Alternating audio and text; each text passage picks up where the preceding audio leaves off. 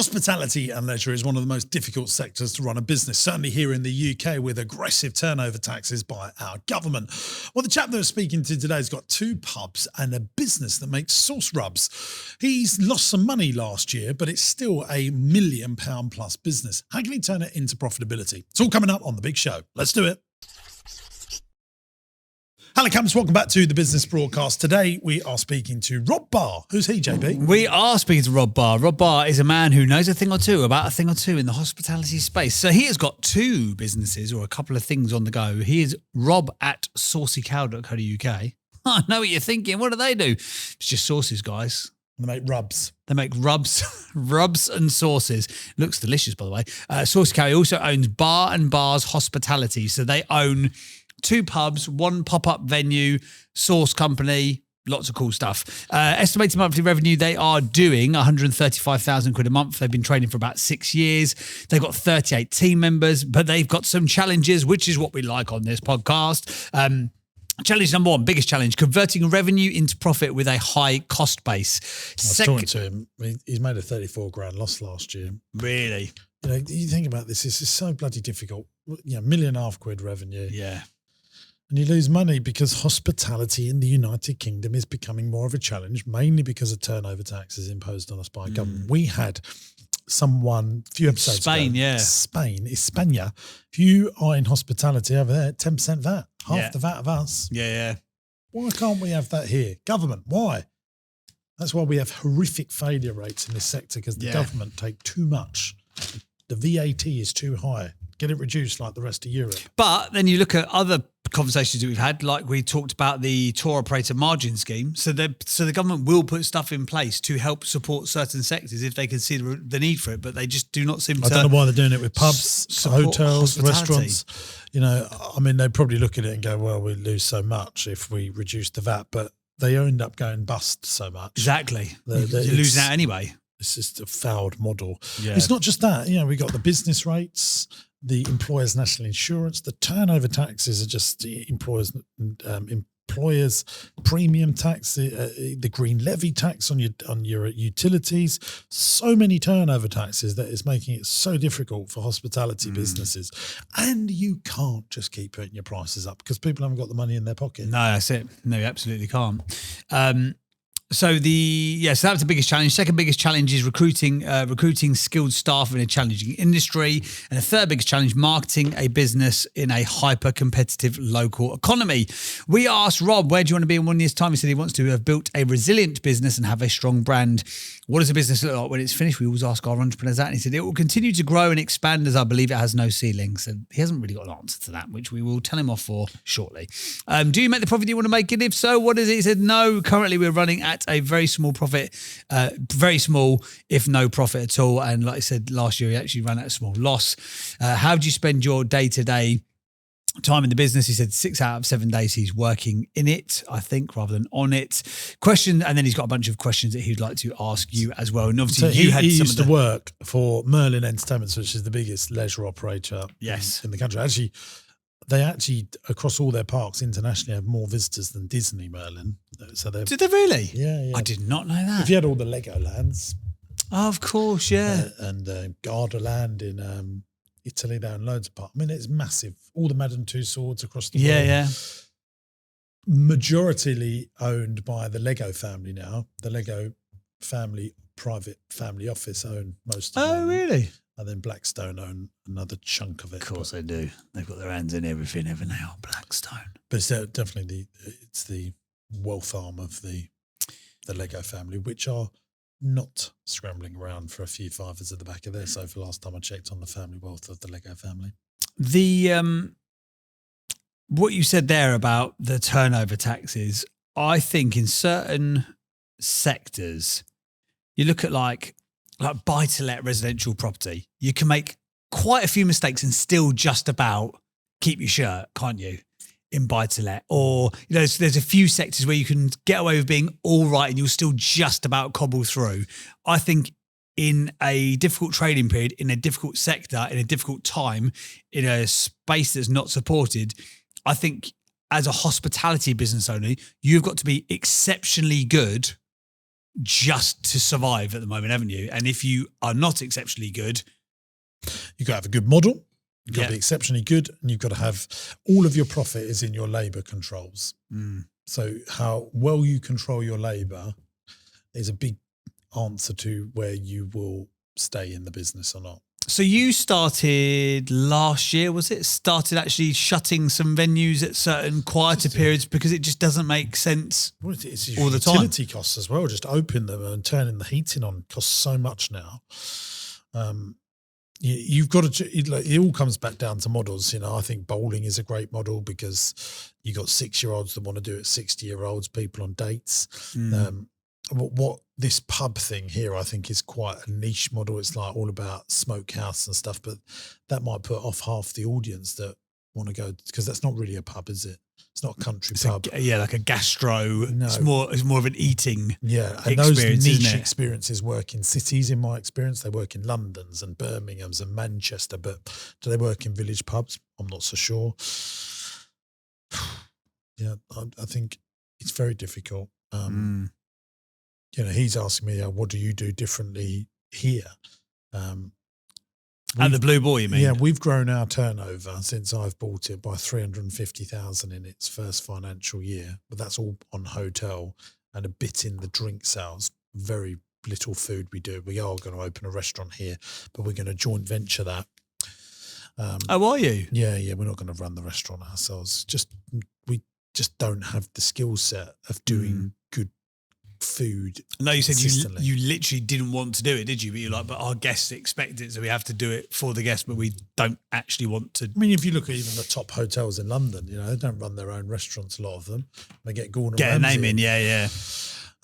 It's difficult, very difficult. And so the drink sales are good. They make money, but it's tough. It's tough. But should we get on with the show? Because I believe there's a knock on the door. There is a knock on the door, and then we'll get Rob on very shortly. It's time for this. Interesting quote of fact. Interesting quote of fact. Interesting quote of fact. It's time for the interesting quote of fact of the week. Our guest Rob has actually provided me with my interesting fact or quote for this week's episode. You go first, baby. So this is my one, aka this is Rob's one. I've got an interesting fact or quote for you. He said, "Someone with knowledge is knowing that tomato is a fruit. Someone with wisdom is knowing that a tomato, although a fruit, doesn't go in a fruit salad." Well, there you go. Moveball.club sent me this on a private message. Don't carry your mistakes around with you. Instead, place them under your feet and use them as stepping stones to rise above them. Oh, that is good, isn't it? That was very good. I've got a few more from give us another Instagram. one. Lots of people are messaging in. Let's have a look at this one. Don't hate the player, hate the game. That's classic, isn't it? It's like Will Smith circa 1990s, Fresh Prince of Bel-Air era. I like this one. This is relevant for where we're at right now. Do you know that women make 70 to 80% of family, leisure and entertainment spend decisions? I think that's true. I think that's true.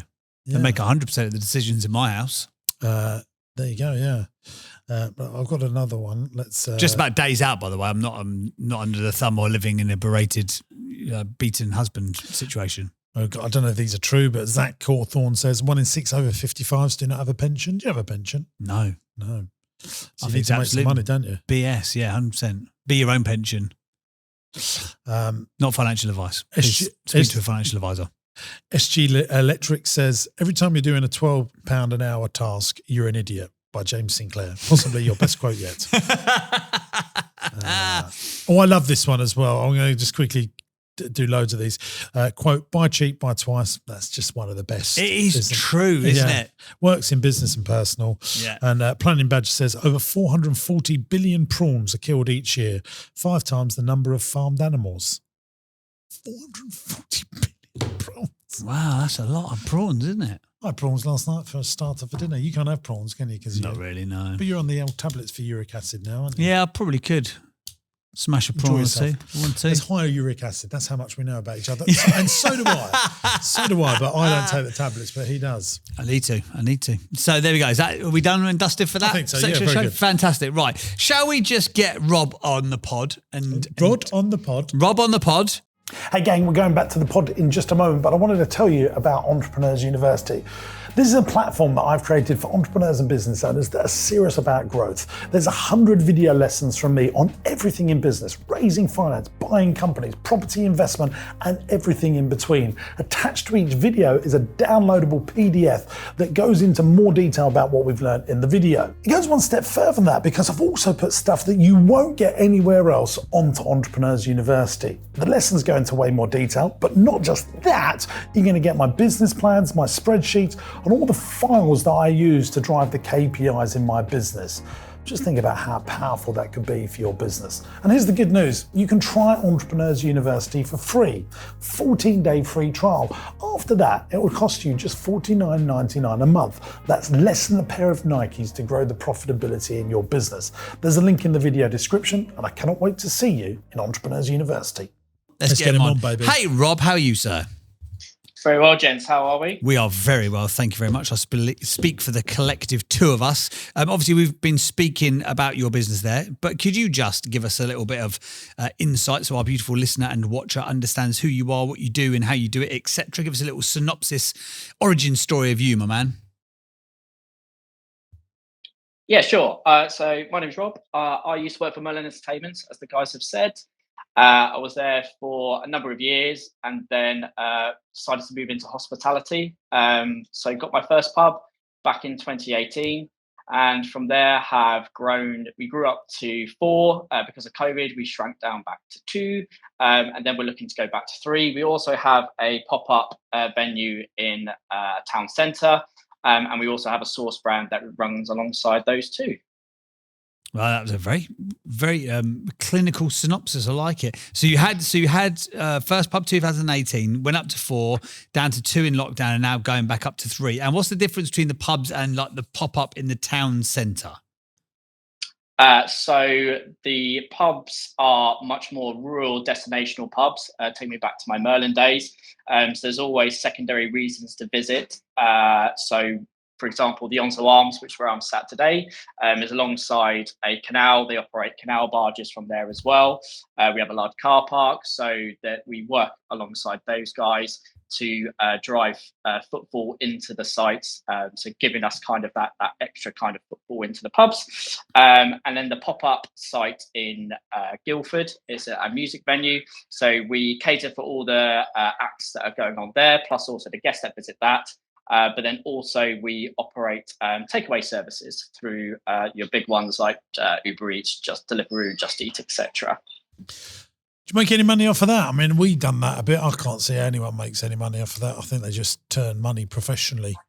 Yeah, I completely agree. It's difficult, especially with the commissions that they take on it as well. I don't know why people do it. I can't work out. I mean, all it does is massage your ego, and you're just professionally moving money around. You're taking money in, they get all the margin. I think it's madness. Just quickly on your pubs, can you just?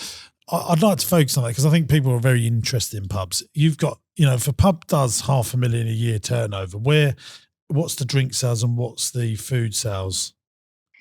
So both of them sit at 55% drink, 45% food. So they're drinks led pubs. Fine. So, and they're in city locations. No, they're in rural settings. So they are. So one of them's in Loxwood, which is just on the outskirts of Guildford. The other one is on the outskirts of Durdledore in Dorset, in a village called Winfrith, which is so the pub sits on the main kind of passway to get into Lower Cove and Durdledore. And what is the food sales low because they don't want to buy food from you? I'm just trying to work it out. Everyone's going to be thinking it, so let's just ask it. Yeah. I mean, we market ourselves as a pub and smokehouse rather than a smokehouse and pub. We are still a pub at heart, so we do live music, for example. We do a lot of kind of drinks-led activities. So, example, like focusing on sporting events in the calendar. Obviously, we have the Six Nations that are going on at the moment. And that's kind of where we see that kind of increase in drink sales. Sometimes because we are in picturesque locations, people are stopping off for a drink before they pop off home. So, for example, with our other site, the Red Lion in Dorset, they may be thinking, well, let's stop off for a quick drink before we head kind of back on the road to head back to the campsite they're staying at or the holiday village they're staying at, to kind of delay kind of getting in the car with the kids in the traffic, etc. And we see a lot of that kind of at the Onze Arms as well. And we don't serve food all day either. We close the kitchen for 2 hours each day, bar Sunday, where we serve through till 4 o'clock. I've got a theory on restaurants selling hot food, and I've run the numbers. I don't think until you get to 1 million of net food sales you can make any money. What do you think about that? I can see where you're coming from with it. I think it's just having that kind of lean operation that should sit behind it. So, for example, where we before were employing head chefs, sous chefs, chef de parties, etc., to be in all the sites, we've now developed a prep kitchen, in essence, at our main site being the Onslow, where all the smokehouse elements are made from. Each of the sites has their own smaller smoker to provide smokehouse elements to add the authenticity to it. But we ship out the main produce from one site, which then gives us that scales of economies to a certain extent, and where the skill base can sit in one site as opposed to 2, 3, 4, 5, etc. Just playing devil's advocate here, Rob. If I was looking for a pub, it would put me off going to a smokehouse if I was Googling it, because I don't want to go to a smokehouse. I want to go to a traditional pub. I'm just putting this out there. Does that worry you, or am I wrong? No, I don't think you are wrong. We've certainly set our stall out because that's where we're most passionate of delivering that food, so we can amplify and hone in on that. Plus, also with our other company, Saucy Cow, we hopefully can see the more off-site sales, so through websites and purchasing kind of in local vendors around us as well, and that's kind of part of the plan. But we do serve pub classics. Is there enough people for a niche stuff like that where you are? Like if you was in London, yeah, absolutely, I get it. If you was in Birmingham, absolutely, I get it. Is there enough people in villages that want to go to a smokehouse? I believe to an extent there is. It's something different. I'm not naive enough to think everybody in the village, for example, is looking kind of for something different. They, still in our top 10 sellers, regardless, is still your cheese and bacon burger, plus also fish and chips, pie, etc., etc. But during kind of those bigger tourist-led seasons, all of our smoked house offering moves into that. So actually, we do need to focus on how we diversify our pub classic menu and maybe sing about that a bit more in our off season, because both sites are very heavily geared towards spring summer season as opposed to a winter season. So I just, when you look, so if is pub one doing about 500,000, so 11 grand a week turnover? Is that about right? Or so the Onze Arms does around net just under 1 million, and then site number 2, so the Red Lion, does just over 600. And the one that does 1 million net, that spins off a profit, does it? That helps cover the other one that doesn't. Yes, yeah. And that's where we've made the learnings from the previous ones, in the sense of we can't rely on site 1 being the cash cow for everybody else, because if site 1 has that it's the same bit of fluctuation in trade, yeah. I'm sure but she's the stable one, yeah. I'm sure you've seen me tell this story. I always use, like, if someone opens up restaurant number 1 and then they go and open up restaurant number 2, and restaurant 1 pays for restaurant number 2, and they can't afford the middle management to keep the systems in processes until, it's tough. What you're doing is bloody tough, mate, and I love you for it. But, it's just, I'm sure you just see the money come in and promptly leave as it comes in every week. It's frustrating. Sadly so at times. Sadly so. But then I think I do see a lot of green shoots, in the sense of So one video I watched of yours was about one of your farm attractions. I'm not sure how old it was, but talking about how our issue is our shoulder period. So I suppose one question to you is, how is it looking at, is it another business that performs better in those kind of those winter periods to add that resilience to our business? But then, Well, as you just can I said, just, are you just using one to pay for the other? oh no, yeah, but no, I knew that was going to happen. That was Lee Valley, and it takes time, and that's in a good location, and we need to invest capex in to grow it. But pubs can make money, by the way. Like, I know some pubs that make money, but they're turning 2.5 to 3.5 million a location. They're the ones that make money, and I think that's what I'm saying. Like, if you can do 1 million of net food sales out of your kitchen, then it starts making sense, because you can have a really good chef that manages it, keeps an eye on GPs, controls costs, and you need that sort of level of revenue. I'm thinking now of the Rossi ice cream parlour, 1.4 million turnover, 800,000 comes from ice creams and coffees, makes lots of money, that bit, and then 500,000 on food sales. By the time you've paid for your fryers to be cleaned, if something breaks that needs replacing, the food sales and all of the staff, it's just not enough revenue. And, if you've got that, even that one that's making 1 million, I'm sure if you really break that down, that all the profit comes from the drinks, and the food will be breaking even if you done it on a set management accounts.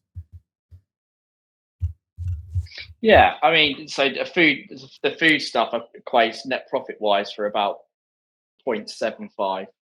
So it is the drinks that give us that real kind of strong element to it. But then with food inflation so high, I don't. Oh, it's a joke. A part of me, yeah. A part of me doesn't know whether we're just. I just think it's criminal trying to charge 20 something pounds for a. I'm no Tom Kerridge. I can't charge 20 odd quid, and that's kind of where, do you just go for the volume game and try and drive all that volume through, and that's where you see that. I think what people don't, if you have a ribeye steak, you're paying for a good ribeye steak from the supermarket, a nice one. It's a 9, 10, 11 pounds.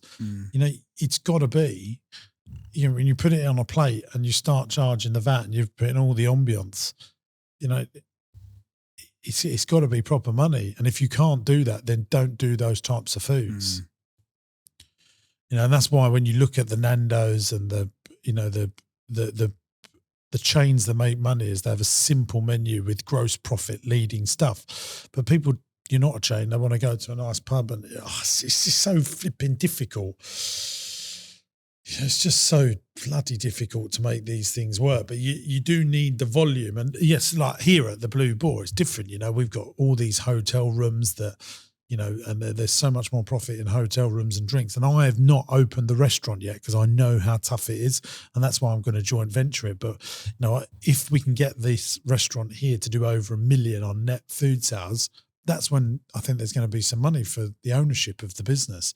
Once you add in business rates, you take off the VAT and the utility costs and the food costs and the staff costs. As you know, it's bloody hard work. But the big pubs, I think, do make sense. But the small pubs, I just want to hug the owners of them. I just think it's really tough. And, I'm just sending you some metaphorical love down the airways. Thanks, mate. Because I get it, mate. I see it and I go, we're taking all this money, and then your biggest shareholder, the government, comes wading in, and you think, why am I doing this? Everyone's getting paid but me, and I'm taking all the risk, and it's just awful, isn't it? Yeah, it's tough. It's challenging, especially when pubs play such a critical role in our culture as British people. And you look at a lot of places, there's two things are guaranteed in the village, or most villages now, and one's a church and the other one is a pub, because before the internet they were the only two places you could really socialize. And I have that real kind of drive and passion to keep it like that. And yeah, I suppose that coming on the podcast today is to try and delve into that in my mind, in the sense of how do we translate that into the modern day. It's all about models and thinking bigger. Like when you'll open something else, you can't help yourself. You've already got all these multiple things, but go for the bigger, higher barrier to entry stuff that has more moats around it that not everyone can copy you on. So, the bigger pub, speak to some breweries and say, look, I want, have you got any really big pubs that we can, do big numbers on food and big numbers on drinks, that you can do events there so that you can, we're looking at Merlin, like what made a profitable Merlin business over just an okay Merlin business. And, there'll be common denominators. Yeah, definitely. I mean, look, if I could own anything that Merlin owned, I'd want to own the London Eye. Hardly any staff, loads of turnover, get on, get off, half hour, boom, it's the same price to go to a theme park. If you look at, do you see what I mean? That's a really good business model. And I'm sure when you were there, I always think the London Eye must be their most profitable thing. I'm not sure, but that's my hunch. That's just, you think, it's just mad. The throughput you can put on one of those big wheels, taking up a really small footprint, and you can charge decent money to do it. But that is, compare that to running a Legoland or an Alton Towers like they've got. I think, I look at that London Eye and I'm thinking, it's 28 quid to go round it. 20 people in a pod. Yeah. 20 pods on the wheel or whatever it is. Yeah. But you see what I mean, Rob? You look at models and you're like, oh, yeah. Yeah, no, yeah, absolutely. And I think it's just racking my brain to try and figure out what is that model for our sector, and if there is that model, to be blunt, I guess. Well, look at location, look at size, look at what's the overhead like, and these things. Once you start working it all out, like what you've got now is difficult. It's breaking even, making a small loss, but you've learned lots of mechanics. So the next decision you make, you'll be better at every time. And don't be scared to close things that are a mood hoover and a time vampire on you just for the sake of keeping revenue.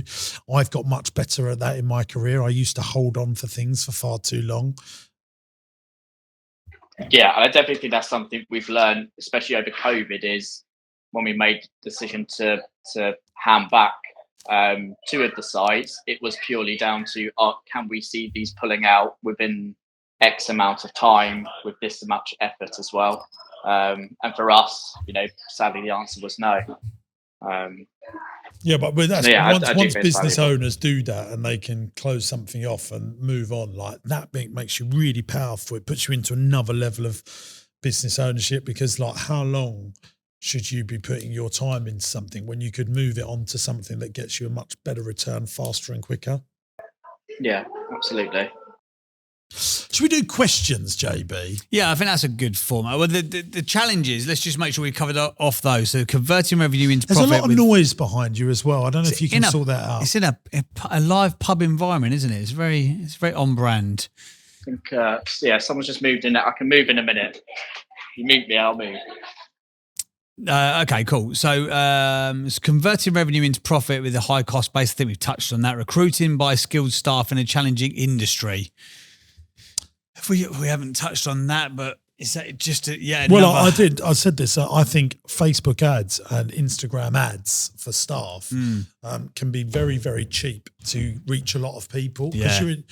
That's when Facebook's really good, isn't it? When you want to just location based, 5 miles from here, this postcode area. Yeah. And we've got some great people in leisure and hospitality offer that. I don't know if you heard that, Rob. No, sorry. So I said Facebook ads for recruitment for part-time leisure staff I find very effective and cheap. Yeah. Like you can put 50 quid and like fill your inbox up. Nice. Fab. Yeah, it's just more looking at especially chefs. Chefs and kind of chefs. I think because they're all on Facebook, and rather than a recruitment agency, put 50, 100, 200 quid into Facebook, I think you'll be pleasantly surprised. Okay, yeah, definitely put that on the radar to give a go. The third biggest challenge was marketing a business in a hyper-competitive local economy. They're doing some interesting, innovative stuff like a homework club, Monday to Thursday, 3 till 5. I think that's kind of cool, isn't it? I've got some answers on that as well. Are you collecting people's mobile numbers to do text message marketing? Yes, we do. We have a loyalty card scheme in place where we capture their postcode, telephone number, and email address, which we then encourage them to download our SourceCal app, which we then can do blast through as well. Yeah, but no one wants to download an app. I mean, we've tried all that, but text message marketing, big thing in hospitality and leisure is reminding people you're there rather than loads of juicy discounts, because you can't afford to give the discounts. But like a new menu's launched, remember, you know this from your Merlin days, people love new as much as a deal. You got a new ride, they want to come and check it out. But if you've got new stuff going on, a text message marketing, I think really, really works. And if you want to know anyone that does it regularly and very well, their name is Domino's Pizza. We all get texts from Domino's. They're very good at it. And it's cheap. It's 8p a text, maybe even less. And you get an 80% open rate. You know, sending a notification to an app. I don't think I've ever opened a notification on an app personally. I know some people might, and you might be getting some results on it, but text message marketing and emails are very good. But also Facebook ads and Instagram ads are very, very powerful as well. We use loads of that in our leisure and hospitality businesses. Fab. Yeah. No, yeah. Direct text messaging. We don't do at present. It's just kind of those push notifications through apps or. If you send some text messages, I bet you'll go, wow, that really worked. Because hardly anyone does it. Because you want to do it through an app because it's free. So everyone's doing it. Everyone wants to send emails because they're free. So everyone's doing it. Not many people want to pay the 5p a text, but it really bloody works. Yeah. But definitely. We'll chuck it to the questions then that you'd submitted, Rob. So I'll read them out for you. Questions that you'd like to ask Jimbo. You said question number 1 was, has your philosophy of running businesses changed over the years? Yeah, I think one of my biggest philosophies is, thinking bigger gets bigger results. Every day people offer me to buy their business and I very quickly say, what's the revenue? If they say 500,000 turnover, I'm saying, I'm sorry, that's not for us. We want a minimum of 1 million revenue. Preferably with a management team in place. I'm looking for, scale management, and I think a good philosophy is build a business to sell, even if you have no intention of selling it. Think about who your buyer is of your business before you actually go into this next business, because that makes you build much better businesses. There's just a few. There's lots more, as you know, but hopefully that helps. Question 2 was, I always try and surround myself with great people. How have you built your team? We try and build our team organically. Internally, don't you? And recruit through, yeah. Most of our senior people have been brought up through the ranks. But we just employed David Wong, who's the new head of finance for us, 67 years old, amazing, come in as an FD, brilliant. Is he coming from a different part of your company? Or is he coming from outside? Outside, and he's great. Oh, really? Yeah. So why have you recruited outside for that role? Someone recommended him to me. Right. 67. What does he want a job at 67? Well, he loves being there, and he's great. Does he? Chance, isn't he great, David Wong? Yeah. He's seems really efficient. He doesn't seem 67, does he? He's like 55. I had no idea he was 67. Yeah. That's crazy. That's why. When people have got energy and enthusiasm, but the thing that they do, they don't age, do they? No. I don't think. He's got a really good sense of humour as well. Yeah, but he's funny. Because obviously he's working in finance all day. He's got quite a serious job. But every now and then he shows his personality. Do you know what I love about him? That's great. Well? He's Chinese, David Wong, and he plays the Chinese humour card every 10 minutes. He, like any way he can get in a Chinese joke, or the Chinese race card. He loves it.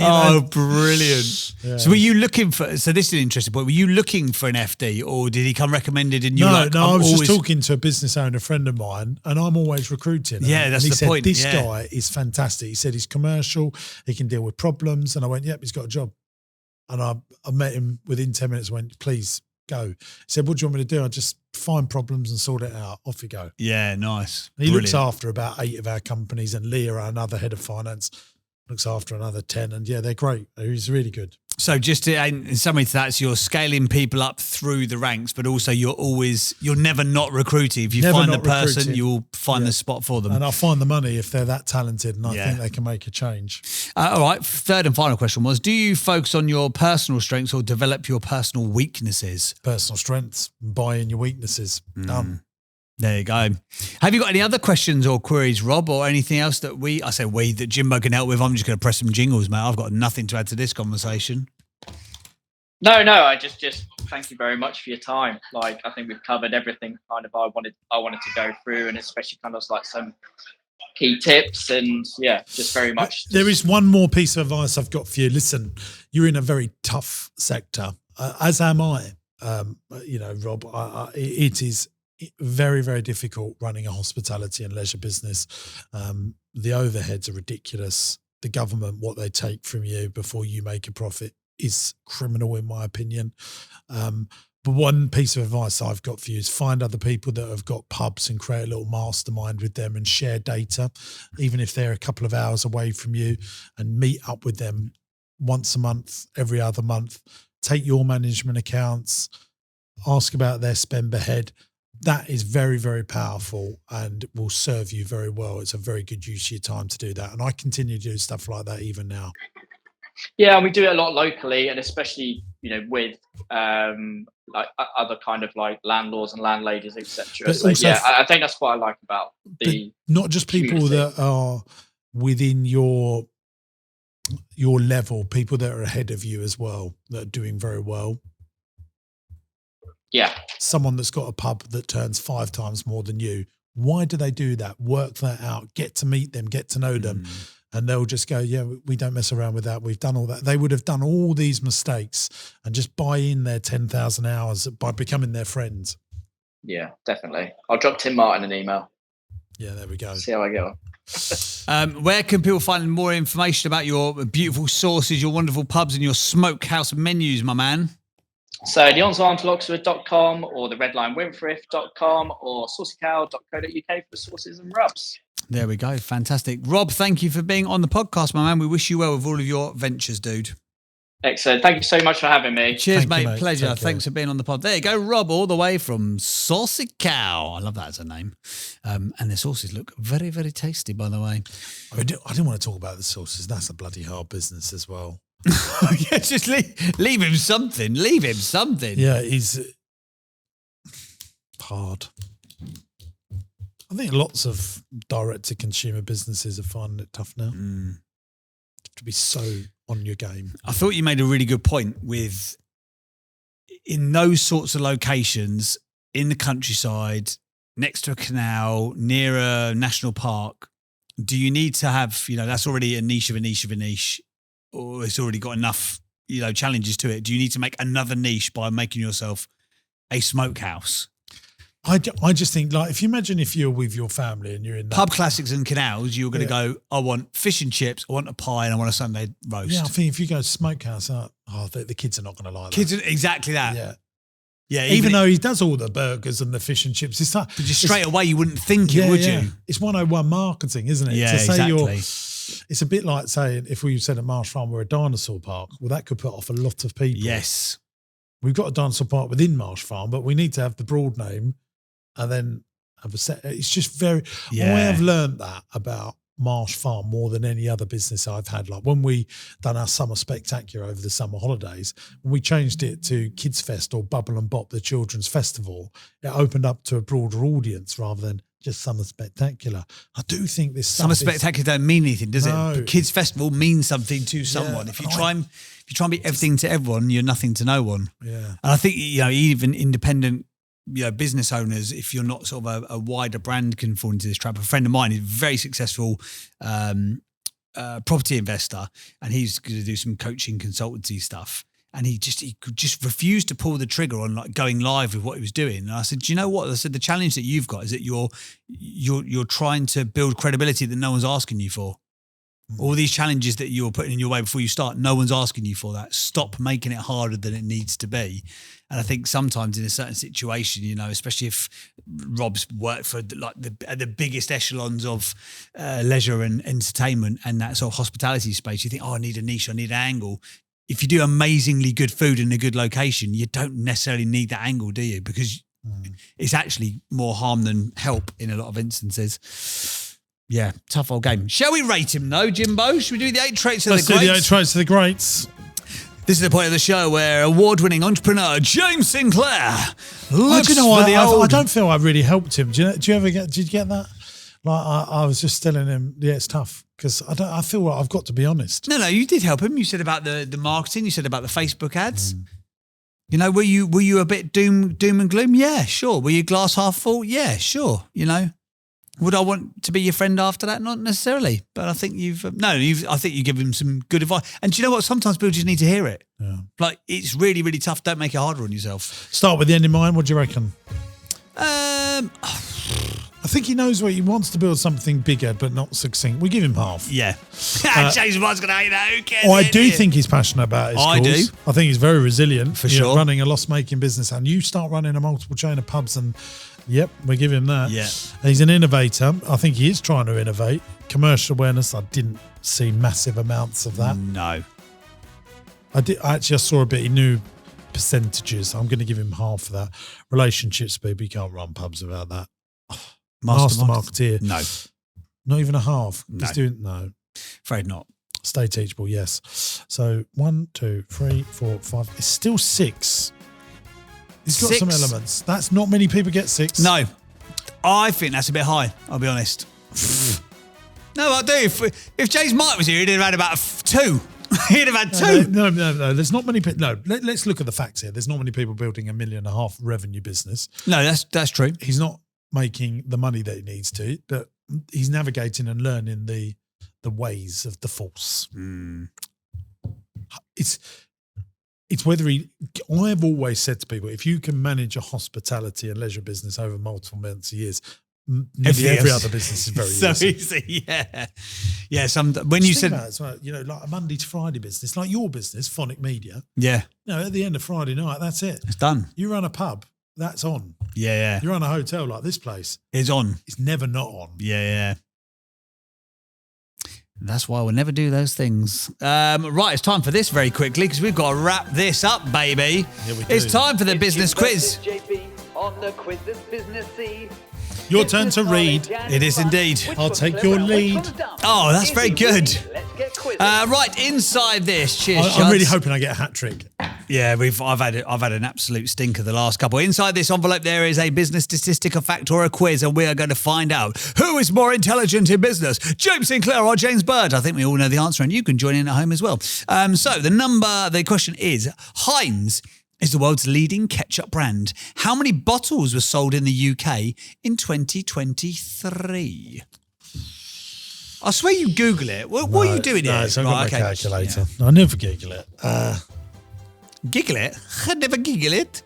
Heinz is the world's leading ketchup brand. How many bottles were sold in the UK in 2023? There's a lot of restaurants as well, isn't there? There is. Oh, that's a very good point. Yeah, that's going to change my answer.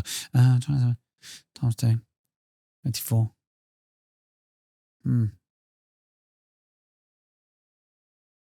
Okay. What did you get? I've gone for 108 million bottles. I'm going very close to that. So I base that on there's 27 million households in the United Kingdom.